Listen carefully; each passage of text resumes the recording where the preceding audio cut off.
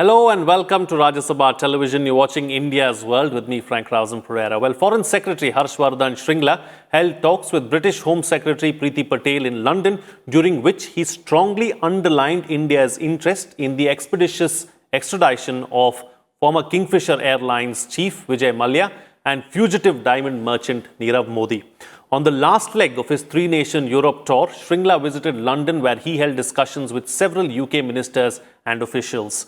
Earlier, in the second leg of his tour, India sought to position itself as a reliable partner for Germany at a time when the Indo-Pacific region has begun to occupy an important place in Berlin's strategic outlook. Meanwhile, on his first non-neighbourhood stop in pandemic-age diplomacy, Shringla conveyed India's solidarity with France and suggested that it was time to stop attributing attacks in Nice or the beheading of a teacher in France simply as lone wolf attacks or the work of misguided individuals. In this edition of India's World, we will analyze India-EU ties. Joining me on the program today are Garima Mohan, Fellow, German Marshall Fund, Mohan Kumar, former Ambassador, and Sheetal Sharma, Assistant Professor, Centre for European Studies, JNU. Thank you to all my guests for joining me on this edition of India's World. Ambassador, let me begin the program with you first, and let's compartmentalize it and channelize the discussion as well as the three legs of the European tour. Let's start with France first. India, of course, stood by France very strongly after seeing the attacks, especially in Nice. And India also sent out strong messages, as far as radicalization is concerned and also against terrorism. What were the key takeaways for you as far as Shringla's visit to Paris was concerned? I see. Thank you very much for having me on the show. I see this as a continuation of India-EU virtual summit, which took place in July 2020. And for the foreign secretary's visit, this is the first visit he's making outside of the neighborhood in a physical fashion, virtual summits. So my guess would be, and this is only a guess because I'm no longer in the government, but when you make a physical trip like this, it is quite normal for the foreign secretary to be carrying messages from the prime minister to the president of France. So that is one thing that I would say straight away. I mean, it could be just thanking them for the Rafale. It could be the appreciation of the situation in the neighborhood. I'm not able to tell you the contents of the letter, but otherwise you don't do a physical visit unless you feel the need to touch base with your strategic partners and convey messages that you cannot otherwise convey through meetings that we are just having now. So that's the first, I would say. The second, I would say, is obviously France has now emerged as a complete, strategic partner. If there is a comprehensive strategic partnership that we have, which rivals the United States, I would say, frankly, because in some areas I find in the Security Council, it is France which has taken the lead, whether it is blacklisting of terrorists, whether it is issues like, the multilateral disarmament regimes, the missile technology control regime, debate in the nuclear security group. France has stood by us through thick and thin. I think I've said this before on your program. One of the first things we are told when I went as ambassador to France is the fact that this country stood by us in 1998. When virtually the entire world declared us a pariah. So I think France as the first stop is logical. But for me, I think it's also a larger point I would make before you ask the other panelists for their opinion. I'm delighted about what is going to happen, hopefully, between US and Europe, because one of the things that I was worried about, and India is worried about, is that if you have only two poles, which is United States and China, then India's room for maneuver becomes less. So we need Europe as a pole. And that can happen only if there is a good transatlantic relationship. So I'm hoping, Harsh Shringla, Foreign Secretary, may not have been able to discuss it because at that time it was not evident that Joe Biden may be on the brink of victory, but we need Europe as a pole. And I think discussions would have ranged definitely on China. And we will talk a little bit later on in the program because I'm excited about first France having an Indo-Pacific policy and now Germany joining the the ranks with an Indo-Pacific policy. So it will be interesting to see how Europe can play a role in this region as well. So all in all, France being the first stop makes sense because UK is now no longer part of EU. And in the EU, it is now only one country which has strategic deterrence, nuclear weapons, and membership of the Security Council. And that's Absolutely. only France. So it makes sense that you make Paris your first stop. Thank you. Okay, absolutely. Yeah, we'll broaden the scope of the discussion and talk about Europe as a whole and talk about not just France, Germany, and UK, but the other EU countries as well. But looking at the silo once again, let's focus a little bit on UK, Sheetal Sharma. And post-Brexit, of course, UK is looking for partnership, strong partnership, and certainly looking towards India. And the UK leg of the visit too was fruitful. Frank, I would put it first on the global map and then we'll focus on UK. Now, when we talk about the global engagement, India has been engaging with a number of countries and regions at a multilateral level and a bilateral level as well. Now, bilaterals with all these three countries, particularly in Europe, has been very good, robust in the sense, and multidimensional in and covering various aspects of it. Now, if you look at Europe and all the newspapers which were covering this particular visit by the Foreign Secretary, they said India connecting or India engaging with the old Europe. Now, old Europe has got two connotations. One is Europe in the aging sense, and other one is Europe as an old power, if not dominant in the sense, but at least significant and important in various respects. Because number one, if we look at our engagement with the United States of America, which has been going continuously upward direction on the bilateral graph, that is good, engaging with Europe, engaging with US. Number two, if we look at China, how are we engaging China? There are two ways of engaging China, which we have been balancing very beautifully. Containment on one side by garnering support, by garnering support from rest of the world, and at the same time engagement. So we are balancing how we are managing China. Number three, if we look at our old allies such as Russia, we have also been having a good kind of relationship with Russia, but at the same time exercising our strategic autonomy. Number four is Europe. As Mohan sir was just out saying that we read another poll, and this is very important that we have another anchor in the world. And why Europe particularly, and why these three nations? Because these are the most important countries in the entire conglomeration of the European Union and Europe in general. And Germany, France, and UK, they tend to have quite a lot of weight in the scheme of things in the European Union. And why particularly UK? UK stands out important because of a couple of reasons. Number one, post-Brexit, UK is trying to reposition, redesign its political and economic engagements and the foreign policy aspects of its existence. Now, when it is realigning itself, repositioning itself, India has a very important role to play. The reason being, pre-COVID era, if you talk about pre-COVID era, Europe, particularly if we talk about UK, had a very different opinion about China. They thought that we are going to maintain good economic relationships with China, overlooking the kind of diplomacy China is engaging in. But over a period of time, the European Union, member states of the European Union have become wary of China. They have understood the Chinese form of diplomacy has been exposed. And they have become quite cautious of the fact that they have to distance themselves and at the same time balance how they manage China. So in that case, India has an opportunity in order to project itself. And if you look at the content of the three-nation visit and particularly UK as well, the trust factor has been the buzzword during the entire visit and discussions and diplomacy, what is happening.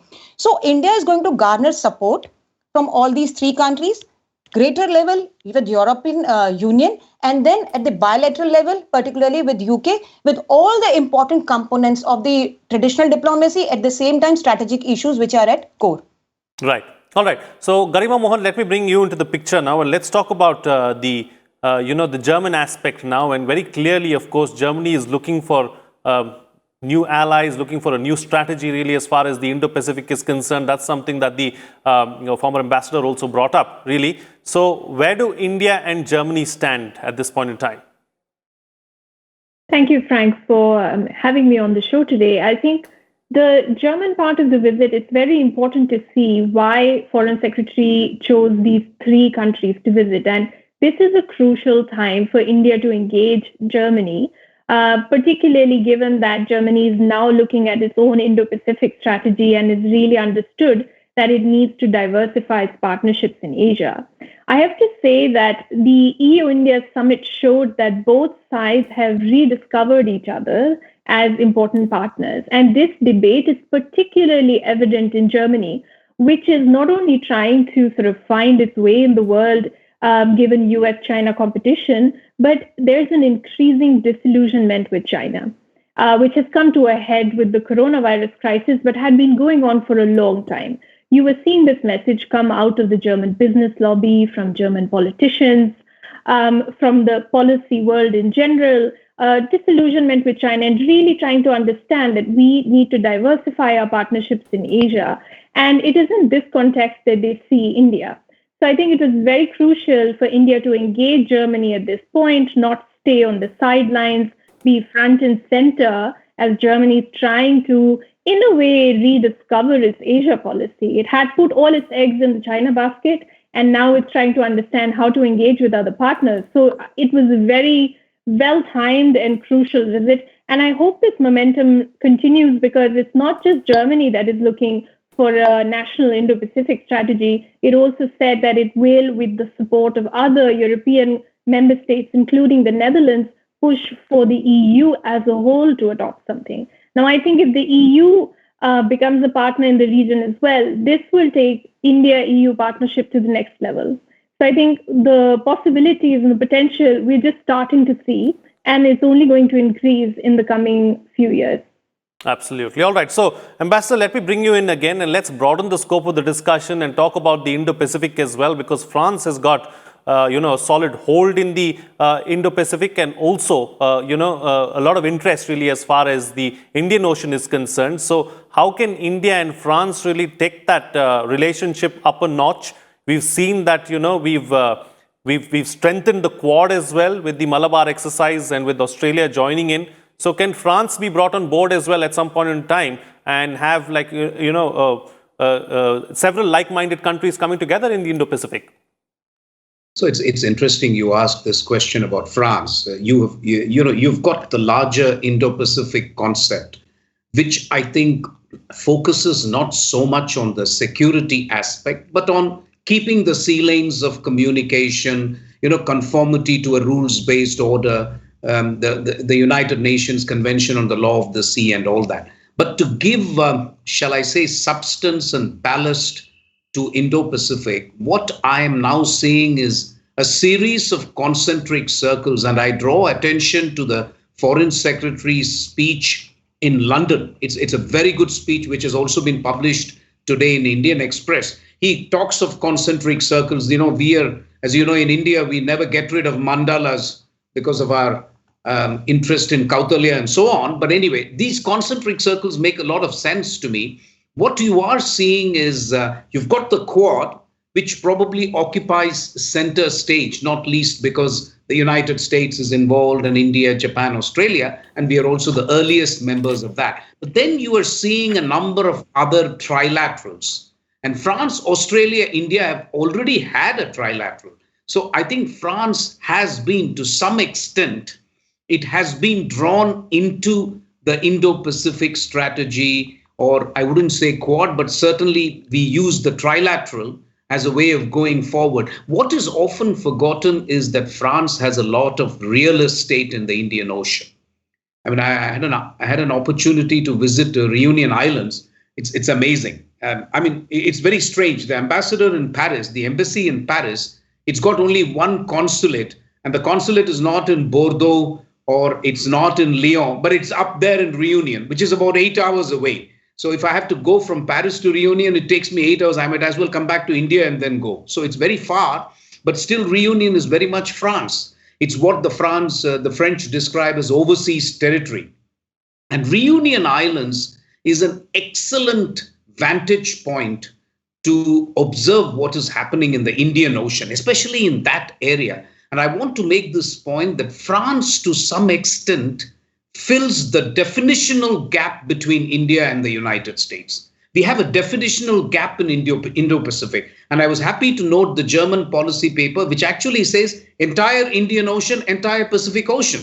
a typical German clarity, if you like. These guys don't leave anything to chance. Simple, straightforward, entire Indian Ocean, entire Pacific Ocean. The Americans don't believe that because they really say Hollywood to Bollywood kind of definition. So for us, the French definition makes a lot of sense because we want things west of India as well. You've got the Gulf, you've got Africa. So I do believe getting France on board has been excellent. Germany has now, I think, as we said, and as Ms. Garima Mohan pointed out, they've announced their policy. I think the German announcement has to be interpreted. It's a very significant announcement in my view, because in the weakest link in EU's policy towards China for me so far, hitherto, has been Germany. Because obviously 50% of EU exports to China are German. So you can't really blame them for it. For Germany now to have put out this policy statement, which, by the way, attracted attention, and the Global Times, the trouble with Global Times, you don't know how much it is for effect and how much the Chinese really mean it. But they have said that we find it unfortunate that Germany has done this and so on. But it is actually a very, very polite and a very harmless statement in one way. The German statement doesn't talk of confrontation with China or anything like that. The fact that Germany has chosen to endorse Indo-Pacific itself is seen as a big thing. Because Absolutely. the Indo-Pacific strategy, whether you like it or not, is perceived as having or as being aimed at countering or containing China. That's the issue, really. So on the whole, I would say we are in for interesting times. And again, going back to the German statement, they say the future of the rules-based international order will be decided in Indo-Pacific. I find it extraordinary that the Germans are saying that, frankly, because it shows you the worldview sitting in Europe. And for me, we should take advantage. Ms. Garima Mohan is right. We should take advantage of this opportunity.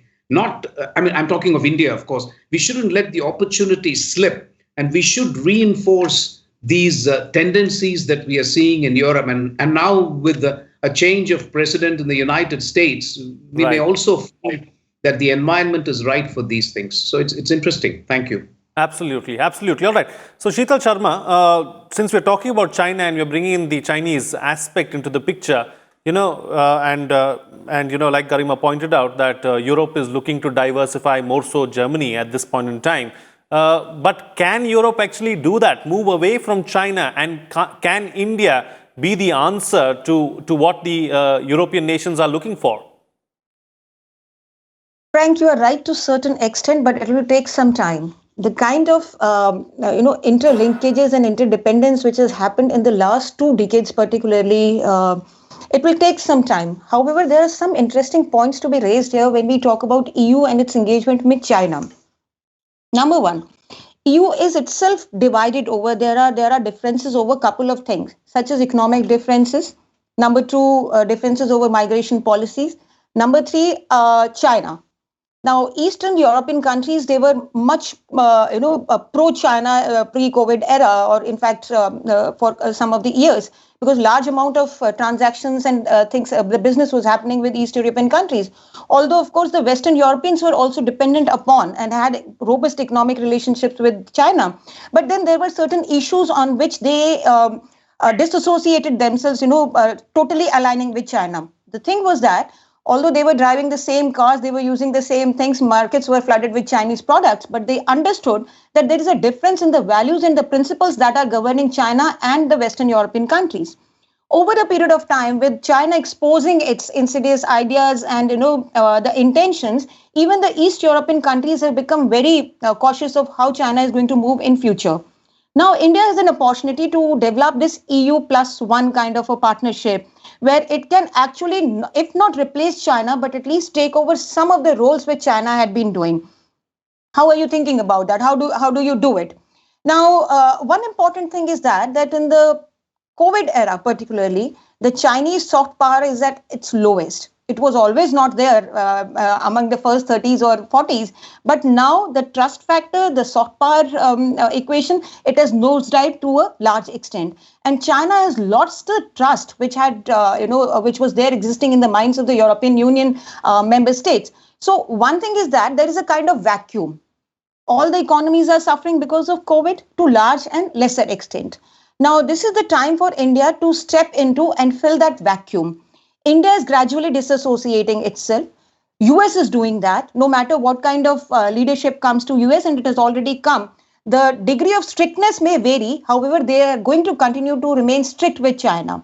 Number three, that even the EU, all the member states of the EU, they somehow feel, and particularly if I talk about UK, that despite the fact that they might have thought that these two things would run parallelly, economic relationship on one side, and let's not worry about the values and the principles on the other side, but the whole Western world is going to reflect that there is some kind of convergence towards this Atlantic ideas rather than something which is Chinese in nature or something which China is being assertive, hegemonic in the region. And India sees a very good scope for convergence. We already are converging on so many ideas of democracy, freedom of expression, and all these things. So we have a good opportunity to step into the kind of space that has been created because of some of the actions which China has taken and some of the fallouts of COVID era. So it's an opportunity for us. Absolutely. All right. So Garima, Mohan, let's not forget that Europe is not just France, UK and Germany. There are several other countries too that we need to focus on and that we need to really take forward in the near future as well. So what's your take on that? Yeah, I think you're absolutely right. And we saw last week on Friday, Prime Minister Modi and the Italian Prime Minister Conte had a summit as well. Absolutely, I think in the European member states as well as the EU have an important part to play, both in India's domestic growth story and building a domestic resilience, which frankly we need if we want to achieve our global aims and also to deal with our neighbors. And they're also important partners when it comes to India's view of the world and shaping global debates. So I see this in three areas in terms of economic partnership and trade. EU member states as well as the EU will continue to be important. In terms of defense and security partnerships, now even with the summit with Italy, we talked about defense manufacturing. This is going to be an important part. European countries will continue to be important partners for India. And then what I was talking about, India's modernization and growth story, building infrastructure in India and regional connectivity infrastructure with our neighborhoods, dealing with climate-related challenges, smart cities, all of these things, which sort of, are left on the sidelines when we talk of Indian foreign policy, but are crucially important. And I think here, European member states and the EU will continue to play a big role. But I also want to talk about, our view of the world. And here, when we look at, the global debate shaping around 5G, use of critical technologies on supply chains, right? Like after the coronavirus crisis, a question in the mind of all countries is supply chain resilience. Here as well, an Indo-Pacific, role of China, role of the US, we have so much to talk about with European countries than we did in the past. So certainly, I think it's important for us to make sure that we have the key sort of strong European powers as well as the EU. We are engaging with both. I have to say, I was very surprised and pleasantly surprised to see in Foreign Secretary's speech in Paris to the think tank IFRI, he mentioned not just our relationship with France, but also with the EU. He also spoke about European sovereignty. And this is a very good signal to send because all through the coronavirus crisis, China has been sending signals which are undermining European unity. And we are sending a signal saying we understand the importance of Europe as a bloc. So I think in terms of our engagement, we are on the right track in engaging both the member states as well as the EU. Absolutely. All right. Ambassador, let me now get a closing comment from you. I've got limited time on the program. So what's the best way forward as far as India and the EU are concerned?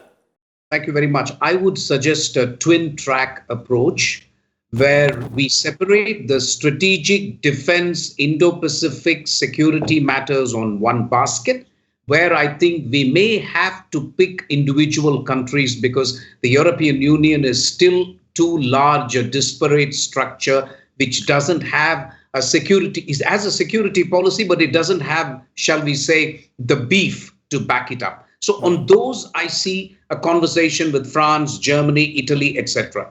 But on the larger relationship with EU, for me, there are three focus areas. One is climate change, where I think the best technology and practices are still available only with the EU. That's one.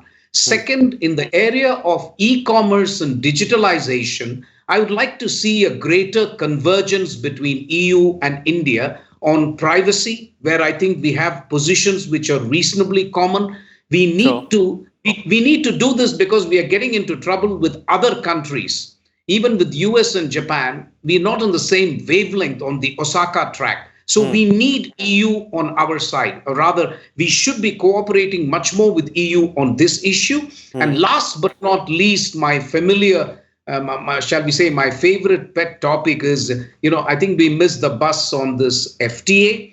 But now that they have announced a ministerial dialogue on trade and investment, we need to really buck up. I think there is more action to be done on the Indian front. Right. I think at the highest level, they have agreed it's got to be balanced, ambitious, and mutually beneficial, obviously. But you'll have to break it down, really, these three expressions, and try and see how we can very quickly try and do a deal before it's too late. Thank you. Okay, on that note, then I'll call it a wrap on this edition of India's World. Thank you to all my guests for joining me on the program and putting things into perspective for us. What's coming out of this discussion is that France and India share a comprehensive strategic partnership on the lines with the United States. France has stood by us through thick and thin, and this relationship is truly special.